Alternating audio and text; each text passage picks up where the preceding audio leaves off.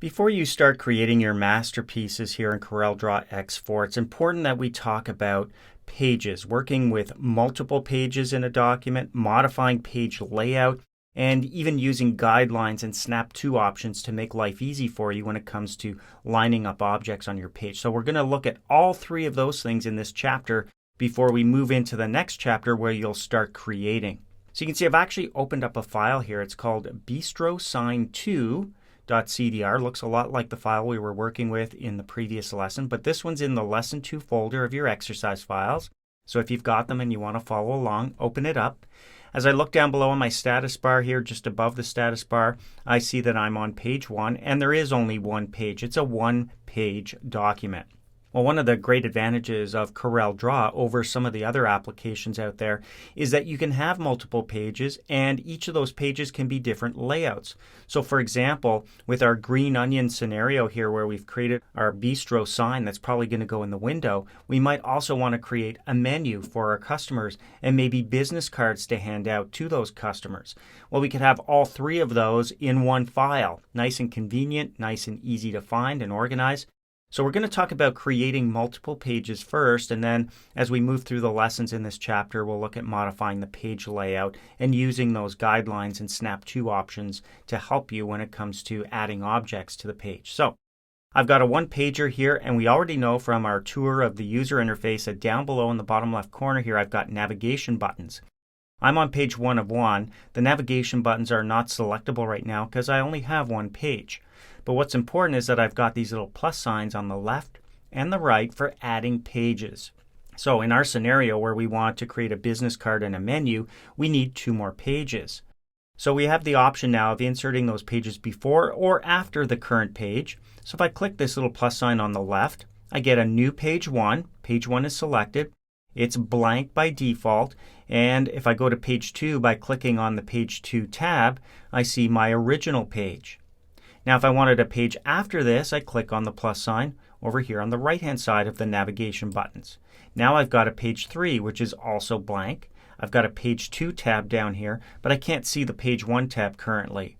Notice I'm on page 3 of 3, and now I can use my navigation buttons to move through the pages one at a time.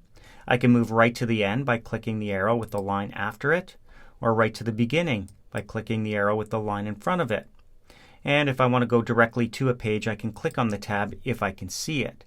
Now, if you have many pages and you want to be able to see more tabs, you can also click and drag this little border here between your horizontal scroll bar and the page tabs. You can click and drag this off to the right a little bit, so if I needed to add more pages, I'd be able to see those tabs down here.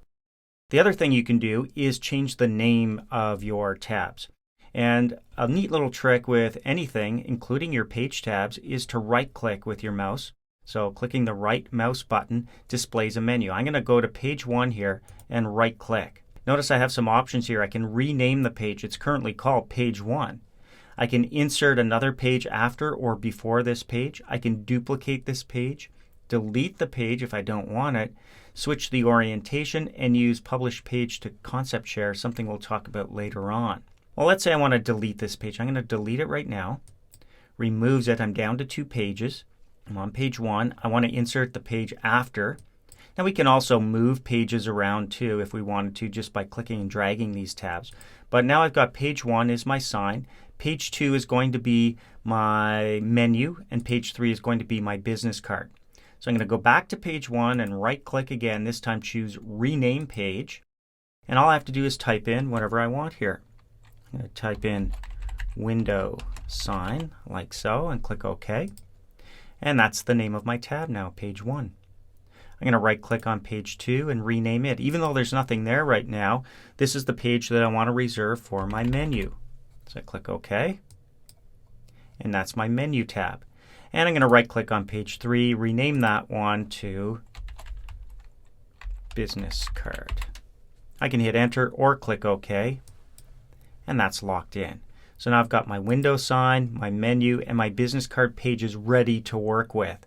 So once you've got your multiple pages and you're comfortable moving around those pages, the next thing we'll need to explore is changing the page layouts. I mentioned earlier that we can have different page layouts for different pages in a single file. And I love that feature, and that's exactly what we're going to explore in the next lesson.